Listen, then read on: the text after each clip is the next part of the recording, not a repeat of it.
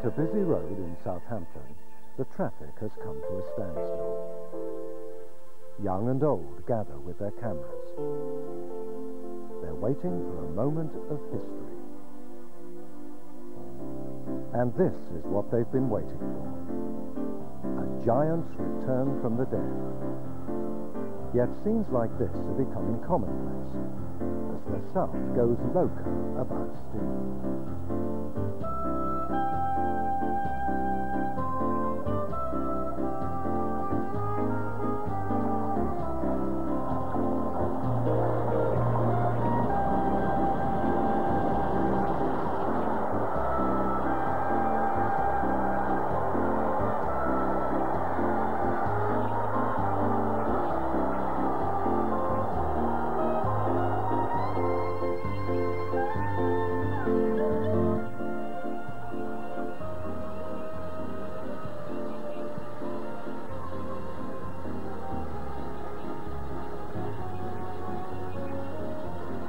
It's half a lifetime ago since the great ocean expresses last crossed Canute Road on their way into Southampton docks. These were the famous boat trains that served liners like the Queen Mary and Queen Elizabeth.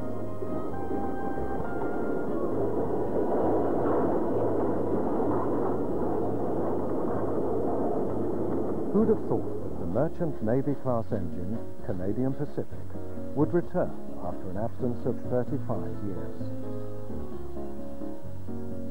The engine belongs to an age when Southampton was one of the great doorways of Britain. Arrivals and departures, with cargoes of expectation. To those we say bon voyage and accurate landfall. To these we say welcome.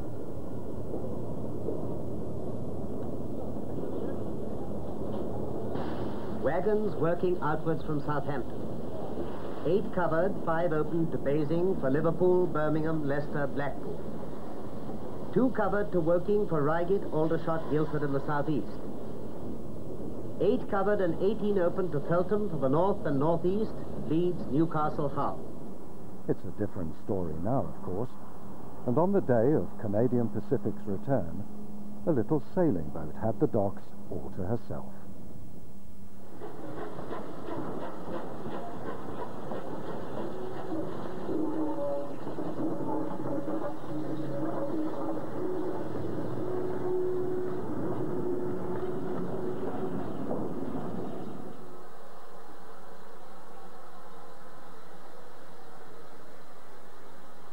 It's taken years to restore the engine, and she's been living up north. But someone had the bright idea of bringing her home to the seaside for the day. Photographers and other well-wishers jumped at the chance of an ocean express of their own. Somewhere in the middle of it all was the Salisbury man who rescued the engine. It is very nostalgic because it's the first time it's been back on the Southern Railway in sort of 35 years. Since it was withdrawn in 1965. It probably did do boat trains, can't be specific about that, but it ran from London to Exeter through Salisbury quite regularly, and the Bournemouth Bell, it did that down to Bournemouth, and it probably also went to Portsmouth before they electrified it. While the cameras were clicking away at Southampton, photographers in Kent were waiting for another entry in the scrapbook of steam. Not one, but 2 engines were due back in service on the Kent and East Sussex Railway. The little one in front last worked in 1964 as the Newhaven Dock Shunter.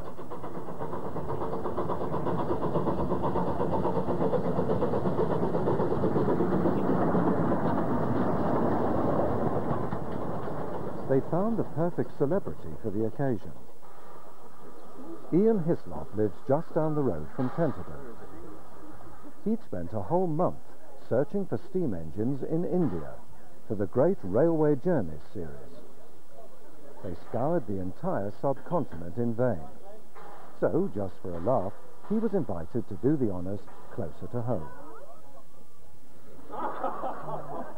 This is a gift from the Indian Railways, which makes me an honorary employee of the biggest railway service in the world. I'm wearing it because the organisers wrote to me and said, it's all very well you gallivanting across India being paid by the licence payer, but there's a very good railway just up the road from you. And the whole time I was in India, we were trying to film a steam locomotive, and we failed. In 4 weeks, we couldn't find one that works. So I couldn't resist coming here today to find two, which suggests I rather wasted my time. But anyway, thank you very much for the invitation, and I'll try and break this.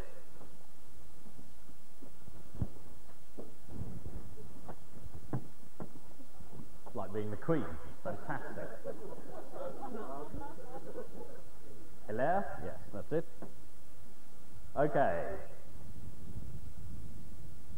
I launched this train.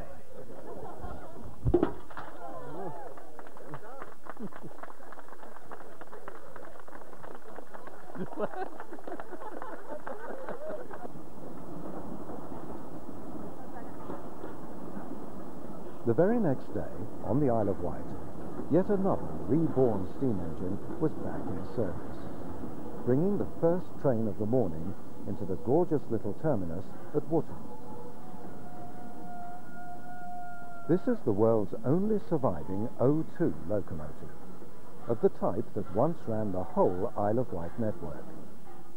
It was a dead duck until a welder from Chatham in Kent found a very clever way of fixing broken engines. And he popped over to the Isle of Wight and mended it in no time. A year ago in Southern Steam, engine number 24 was a sorry sight, particularly in the eyes of the engine man who once ran her. Funny enough, the O2 which was preserved by these people was the engine which I had for the last 6 years of BR. That's 24, Cowborn up there. And she is the flagship of the fleet sort of business. Unfortunately, she's not running at the moment. There's a little bit of trouble, but I put it right eventually. And I had her, like I say, for the last 6 years of BR, and to drive that thing again, well, it's just like a kid with a toy. The kid got his toy back. Ken West is reunited with Cowborn and was delighted to be driving her again through the little bridges and wooded valleys that make the Isle of Wight Steam Railway one of the real jewels of public transport.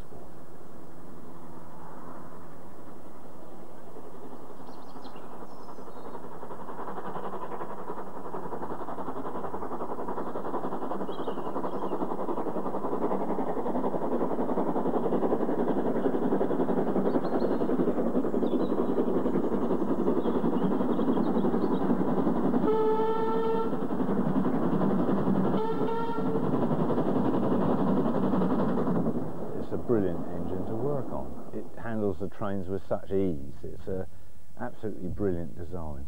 We run pretty short. We haven't got a yard full of engines like some railways, and the O2 being the last one in the country, last one in the world, it's sought after. Whatever engine's out of service, people want that one. You know what you're looking at? There's the water gauge there. You see the water? That's the level of the water in the boiler. And there's the reversing lever. When he has to go backwards or forwards, then he does that, all right? And then you've got down below, injector, dampers. Pull that wire. Go and pull the wire. Yeah, see what happens. Go on. No. Yeah, go on. Just pull it. Just pull it. He knows what a whistle is now.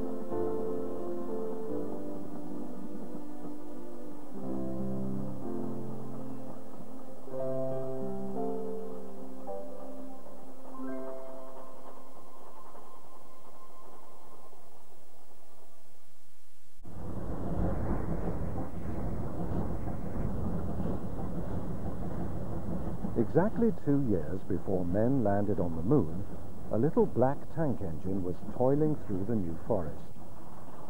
What made the journey special was that most of the passengers, it's rumoured, were travelling on the footplate rather than in the carriages, against all the rules.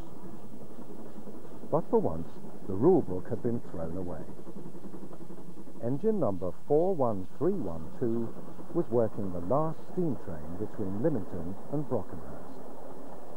And soon she would be scrapped, gone forever. Or would she? Many years later, a kindly Welshman found her with a tree growing out of her, and knew just the place where mechanical miracles are possible, even if they take a little while. It was Christmas 1998 when John Jones' dream came true. He was given the honour of bringing the little engine back to life with a few mouthfuls of coal. She'd been rebuilt from dreadful condition in the Hampshire countryside, in the workshop at the Mid-Hants Railway. The last time the engine steamed was 31 years ago. Now she was going to move again under her own power.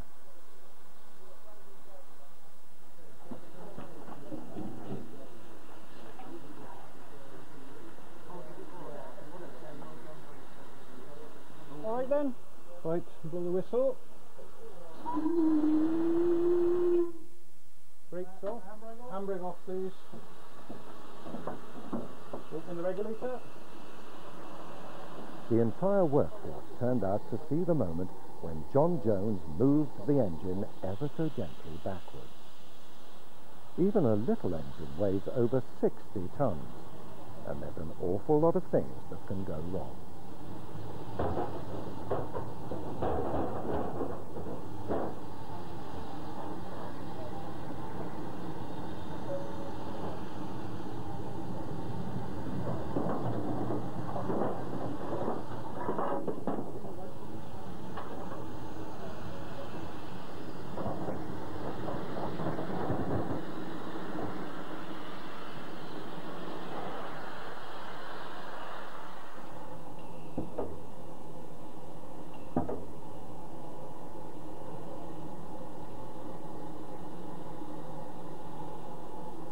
Just checking out there's no water in the cylinders, get all the liquid out.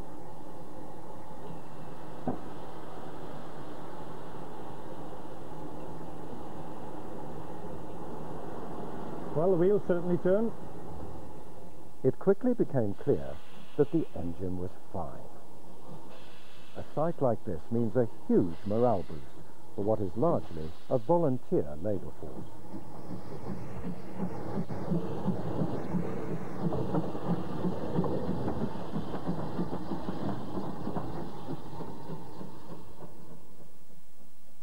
Morale's very, very important in an organisation like this, and with the new engine going into traffic, it gives everybody a boost of sense of achievement, because it is a great achievement.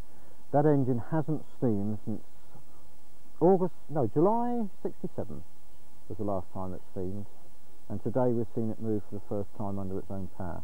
Now that is a really great achievement.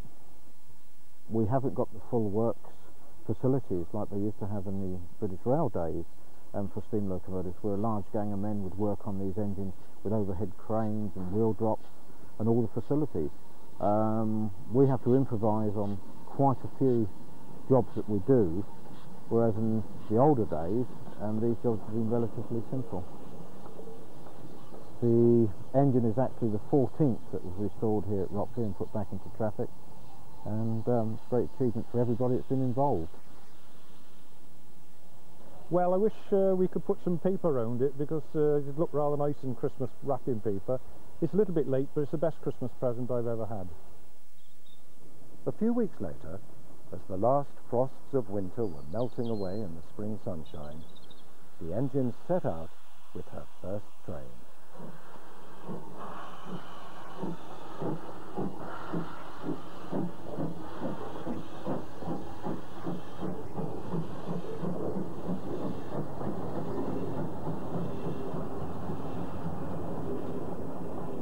But there was an even more important train waiting for her. In April, a main-line test was staged to see if the engine was fit to be allowed back onto the rail network. She was sent to London, and fingers were quietly crossed.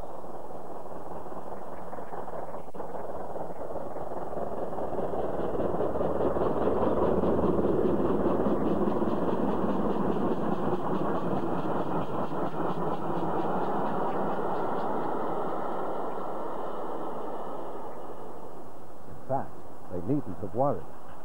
41312 came through with flying colours.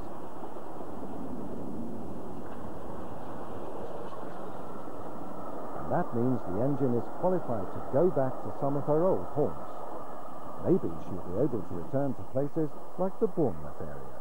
Well, that's the ultimate goal for us, and again, I can't describe it. It's a lifetime's achievement that I'm able to see happening in front of my eyes. Delightful. The scale of that achievement becomes clearer when you see the sad footage from the steam graveyards of the 60s. This is Barry Island, the only place where steam locomotives were spared at the chop. It's from here that the vast bulk of engines were rescued, including Andrew Nash's Blue Giant, which is seen here leaving Salisbury on its historic return to Southampton. The question is, why did people like Mr. Nash bother to rescue the engines? It was in my blood because his grandfather was a driver, and he no doubt drove this when it was stationed at Exeter and up to Salisbury. You know. So I only found that out after I bought the loco, but you know, it's sort of a very family thing.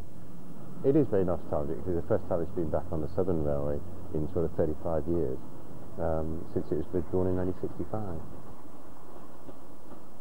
There's a good film record of life at Southampton docks over the years, and it traces the decline and fall of steam, beginning in the heyday when Lord Nelson-type engines took the transatlantic passengers to London, and when the docks manager, Mr. Biddle, was overwhelmed with rail traffic.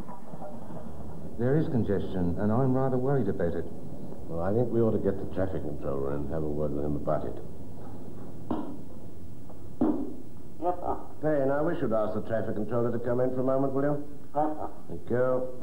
I've already seen the commercial superintendent, and he is doing his best, sir. What about the wagon situation? Good afternoon, Hatch. Look, I'm just hearing a talk with the outdoor superintendent about the general cargo situation in the docks. What's the wagon position? Very good, sir. Yeah, the trains away? Mr. Biddle needn't have worried. Road competition would soon steal the bulk of the traffic. As many as 120 lorries may leave in one day for destinations in all parts of Britain, some as far distant as Edinburgh. In addition, every day, 8 freight trains leave for Eastleigh and the South Coast, Northam Sidings, Bournemouth and the West, Feltham, Bevis Park, Nine Elms and Crewe. And what traffic the lorries didn't take away, the diesels did. And fast passenger trains also leave each day, direct from the terminals, 80 minutes distant from London. Other destinations are served from the central station. Gone are the great liners and most of the buildings. It's the steam locomotives that have proved to be the things the British couldn't bear to throw away.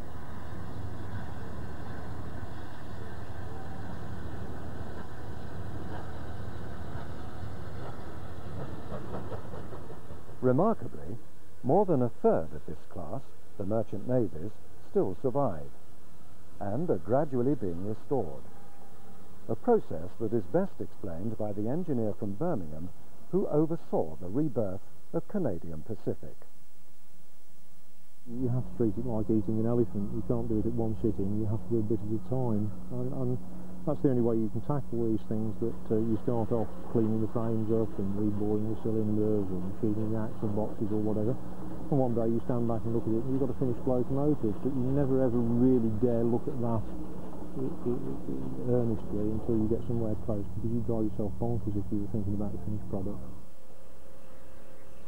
If there's one railway that shows the way in bringing new life to old engines, it's the Bluebell in Sussex. So many old engines have been restored to health here that they don't just run single-headed trains or even double-headed trains. They sometimes run triple-headed trains too.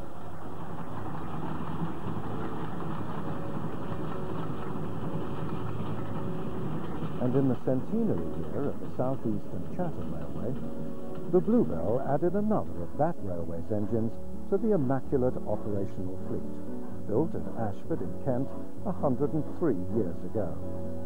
Recovered in bits from sheds and barns all over Britain, and now born again. The engineer who led the rebuild explained why they did it. It's not just how we feel about it, it's the pleasure that it gives to so many people. Even little children who've never seen anything like this, to see the look on their faces. God, look at that, Dad. And you feel, yes, that's wonderful.